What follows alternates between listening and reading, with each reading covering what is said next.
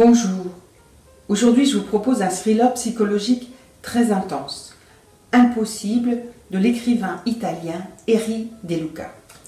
Alors il y a un homme qui meurt en montagne, il y a un suspect, féru d'alpinisme, il y a un magistrat.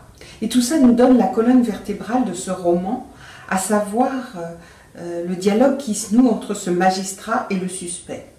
Un homme de 70 ans, particulièrement solide, inébranlable. Alors le magistrat est obligé de le pousser dans ses retranchements pour tenter de savoir la vérité. Cela donne l'intensité du récit. Il l'interroge bien sûr sur les faits, mais aussi il explore sa psychologie, sa personnalité. Et on découvre que cet homme est en fait un ancien activiste de la période dite des années de plomb en Italie, qui vit les mouvements révolutionnaires engagés dans la lutte armée. Alors, cet homme, les idéaux ont bien sûr disparu, ils n'ont pas abouti, mais en revanche, cet homme n'a rien perdu de son authenticité. Il ne renie rien des engagements qui ont été les siens et qui sont toujours les siens.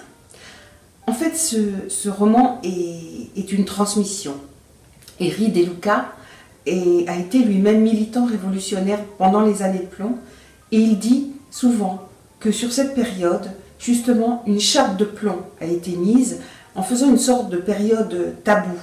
Alors, avec ce roman, il s'attache à en restituer quelque chose de l'authenticité des personnalités qui se sont engagées dans ces mouvements à cette période. Et puis, il y a d'autres thèmes dans ce livre. Il y a l'amitié finement évoquée, la question de l'amour aussi, sachant que le suspect rentre dans sa cellule après les interrogatoires et il écrit à la femme qu'il aime. Et c'est un amour étonnant. Dans les romans, en général, l'amour, c'est la passion. Et bien là, c'est un amour plein de sérénité, entièrement fondé sur le respect de l'autre. C'est vraiment très beau. Voilà, c'est un roman captivant, enseignant si on ne connaît rien de la période des années de plomb. Et puis, on est impressionné par la façon dont Erri De Luca a la capacité de transformer un vécu personnel en réelle fiction. On est tout de même dans un thriller. Et cela lui permet d'amener son propos aux personnes qui ne s'y seraient pas intéressées. C'est très fort.